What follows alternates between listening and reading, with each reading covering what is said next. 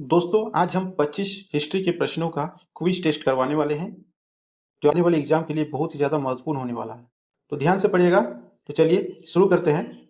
तो आज का हमारा पहला प्रश्न है कि हड़प्पा के लोगों की सामाजिक पद्धति क्या थी। ठीक है, तो हड़प्पा लोगों की सामाजिक पद्धति क्या थी? तो आपका ऑप्शन है ए उचित समतावादी, बी दास श्रमिक आधारित, और सी वर्ण आधारित, और डी जाति आधारित। ठीक है, तो बताइए इसका राइट आंसर क्या हो जाएगा?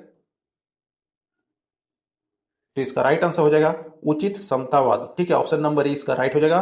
उचित समतावादी जो है हड़प्पा के लोगों की सामाजिक पद्धति थी। प्रश्न संख्या 2 को देखेंगे। सिंधु घाटी के घर किससे बनाए जाते थे? आपका ऑप्शन है ईंट, बी बांस, सी पत्थर, और डी लकड़ी। तो इसका राइट आंसर क्या हो जाएगा? इसका राइट आंसर हो जाएगा ऑप्शन नंबर ए ईंट के। ठीक है, तो सिंधु घाटी के घर ईंट से बनाए जाते थे। प्रश्न संख्या 3 को देखेंगे। हड़प्पा के निवासी, ठीक है, हड़प्पा के निवासी किस प्रकार अपना जीवन व्यतीत करते थे और वो कैसे थे? तो हड़प्पा के निवासी कैसे थे? तो आपका ऑप्शन है ए ग्रामीण, बी शहरी, सी यावर जिसको खाना बदोश भी कहा जाता है, और डी जनजाति। तो इसका राइट आंसर क्या हो जाएगा? तो इसका सही जवाब हो जाएगा शहरी। ऑप्शन नंबर बी इसका सही जवाब हो जाएगा। हड़प्पा के निवासी जो थे वो शहरी थे। अगला प्रश्न को देखेंगे। हड़प्पा वासी किस वस्तु के उत्पादन में सर्वप्रथम थे? आपका ऑप्शन है ए मुद्राएं, बी कांसे के औजार, सी कपास, और डी जौ। तो इसका सही जवाब क्या हो जाएगा? कपास। ऑप्शन नंबर सी इसका राइट हो जाएगा। कपास जो है हड़प्पा वासी की वस्तु उत्पादन में सर्वप्रथम थी। प्रश्न संख्या 5 को देखेंगे। हड़प्पा की सभ्यता किस युग की थी? ठीक है, तो ये प्रश्न बहुत ही ज्यादा महत्वपूर्ण है कि हड़प्पा की सभ्यता किस युग की थी। तो आपका ऑप्शन है कांस्य युग, बी नवपाषाण, सी पुरापाषाण युग, और डी लोह युग।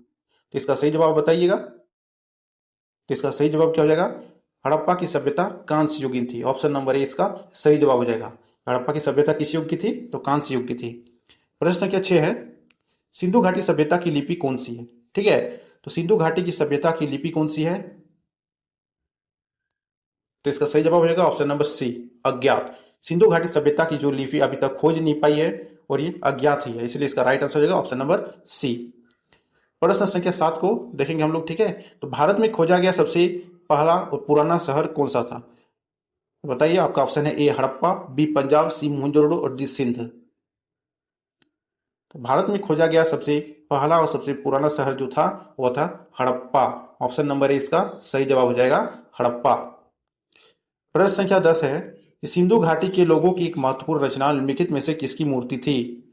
तो सिंधु घाटी के लोगों की एक महत्वपूर्ण रचना जिस कौन थी? आपको ऑप्शन ए नटराज, बी नृत्य करती हुई बालिका, सी बुद्ध, और डी नरसिम्हा। इसका राइट आंसर बताइए आप। तो इसका राइट आंसर हो जाएगा ऑप्शन नंबर बी नृत्य करती हुई बालिका। अगला प्रश्न को देखेंगे कि निम्नलिखित में से कौन हड़प्पा संस्कृति के अध्ययन के साथ संबंध नहीं है? आपका ऑप्शन है Charles Mason, B Cunningham, C M Wheeler, और डी पी एस वत्स। तो इसका राइट आंसर हो जाएगा option number D P S Vats जो है हड़प्पा संस्कृति के अध्ययन के साथ संबंध नहीं है। प्रश्न संख्या 12 को देखेंगे। निम्नलिखित विद्वानों में से हड़प्पा सभ्यता का सर्वप्रथम खोजकर्ता कौन था? तो निम्नलिखित में हड़प्पा सभ्यता का सर्वप्रथम खोजकर्ता कौन था? तो ये थे Dayaram Sahni. Option number D इसका सही जवाब हो जाएगा। दयाराम साहनी जो है हड़प्पा सभ्यता का सर्वप्रथम खोजकर्ता था।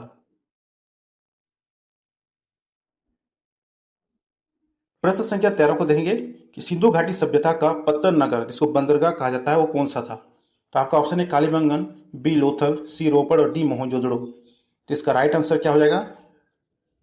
इसका राइट आंसर होगा ऑप्शन नंबर बी लोथल। ठीक है, तो सिंधु घाटी सभ्यता का पत्तन नगर मात्र एकमात्र बंदरगाह कौन सा था? तो लोथल था।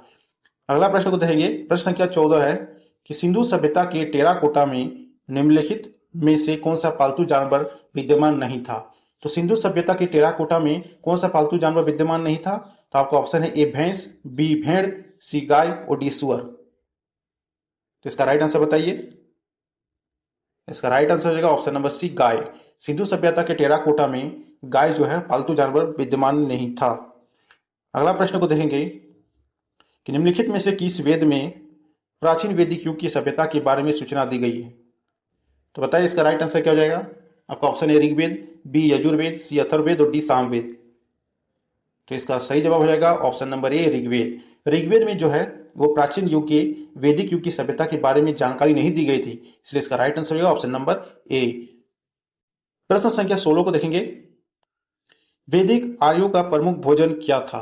तो वैदिक आर्यों का प्रमुख भोजन क्या था? आपका ऑप्शन है ए जौ और चावल, बी दूध और इसके उत्पाद, सी चावल और दालें और डी सब्जी और फल। तो इसका राइट आंसर क्या हो जाएगा? ऑप्शन नंबर बी इसका सही जवाब हो जाएगा। दूध और इसके उत्पाद जो है वैदिक आर्यों का प्रमुख भोजन था। प्रश्न संख्या 17 को देखेंगे कि वैदिक लोगों द्वारा किस धातु का प्रयोग पहले किया गया था? तो वैदिक लोगों द्वारा किस धातु का प्रयोग पहले किया गया था? आपका ऑप्शन ए चांदी, बी सोना, सी लोहा और डी तांबा। तो इसका राइट आंसर बताइए। तो इसका राइट आंसर होगा ऑप्शन नंबर डी तांबा। वैदिक लोगों द्वारा तांबा धातु का सबसे पहले प्रयोग किया गया था। अगला प्रश्न की ओर चलते हैं हम लोग। प्रश्न संख्या 18 है, आर्य पूर्वों के साथ अपने संघर्षों में सफल रहे क्योंकि उन्होंने बड़े पैमाने पर हाथियों का प्रयोग किया था, वे अधिक लंबे और अधिक बलवान थे, सी है वे एक उन्नत शहरी संस्कृति से थे, और डी है उन्होंने घोड़ों द्वारा चलाए जा रहे रथों का प्रयोग किया था। तो बताइए इसका राइट आंसर क्या हो जाएगा? इसका राइट आंसर हो जाएगा ऑप्शन नंबर डी। ठीक है, उन्होंने घोड़ों द्वारा चलाए जा रहे रथों का प्रयोग किया था। चलिए अगला प्रश्न को देखेंगे कि आर्य सभ्यता में मनुष्य के जीवन की आयु के आरोही क्रमानुसार निम्नलिखित चरणों में से कौन सा विकल्प सही है? आपको ऑप्शन है ए ब्रह्मचर्य, गृहस्थ, वानप्रस्थ और संन्यास, बी है गृहस्थ, ब्रह्मचर्य, वानप्रस्थ और संन्यास, सी है ब्रह्मचर्य, वानप्रस्थ, संन्यास और गृहस्थ, और डी है गृहस्थ, संन्यास, वानप्रस्थ, ब्रह्मचर्य। इसका सही जवाब बताइए। तो इसका सही जवाब हो जाएगा ऑप्शन नंबर ए, गृहस्थ, ब्रह्मचर्य, गृहस्थ, वानप्रस्थ और संन्यास। ठीक है, ये इसका राइट आंसर हो जाएगा। प्रश्न संख्या 20 को देखेंगे। आरंभिक वैदिक काल में वर्ण व्यवस्था आधारित थी। आरंभिक वैदिक काल में जो है वर्ण व्यवस्था कैसे आधारित थी? ऑप्शन ए शिक्षा पर, बी जन्म पर, सी व्यवसाय पर, डी प्रतिभा पर। तो इसका सही जवाब क्या हो जाएगा? ऑप्शन नंबर सी व्यवसाय पर। आरंभिक वैदिक काल में वर्ण व्यवस्था आधारित थी व्यवसाय पर। प्रश्न संख्या 21 है कि आर्यों को एक जाति कहने वाला पहला यूरोपियन कौन था?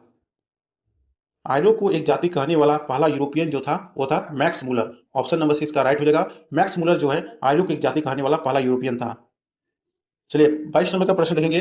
प्रसिद्ध गायत्री मंत्र कहां से लिया गया है? आपका ऑप्शन है ए यजुर्वेद, बी अथर्ववेद, सी ऋग्वेद और डी सामवेद। तो प्रसिद्ध गायत्री मंत्र कहां से लिया गया है? तो ये लिया गया ऑप्शन नंबर सी ऋग्वेद से। प्रश्न संख्या 23 को देखेंगे कि निम्नलिखित में से वो दस्तकारी कौन सी है जो आर्यों द्वारा व्यवहार में नहीं लाई गई थी? आपका ऑप्शन है मृतभांड जिसको पोल्ट्री कहा जाता है, बी आभूषण, सी बढ़ईगिरी काष्ठकारिता, डी लोहार। तो इसका सही जवाब हो जाएगा ऑप्शन नंबर डी लोहार। लोहारगिरी जो है वो आर्यों द्वारा व्यवहार में नहीं लाई गई थी। चलिए 24 नंबर के प्रश्न को देखेंगे कि निम्न में से किस विदुषी ने वाद विवाद में अजय याज्ञवल्क्य को चुनौती दी थी? तो कौन सा विद्वान था जिसने वाद विवाद में अजय याज्ञवल्क्य को चुनौती दी थी? आपका ऑप्शन ए घोषा, बी अपला, सी मैत्रेय और डी गार्गी। तो इसका राइट आंसर हो जाएगा option number D Gargi. Gargi एक विदुषी थी जिसने वाद विवाद में एक बहुत बड़े अजय राजा थे याज्ञवल्क्य को चुनौती दे दी थी। अगला प्रश्न है कि गौतम बुद्ध का जन्म स्थान कहाँ था? तो गौतम बुद्ध का जन्म स्थान कहाँ था? आपका ऑप्शन है ए कुशीनगर, बी सारनाथ, सी बोध गया और डी लुम्बिनी। तो इसका राइट आंसर आप कमेंट में बताइएगा। दोस्तों ये थे आज के हमारे टॉप 25 इस प्रश्न। तो कितने प्रश्नों का आपने सही जवाब दिया है ये कमेंट में बताइएगा।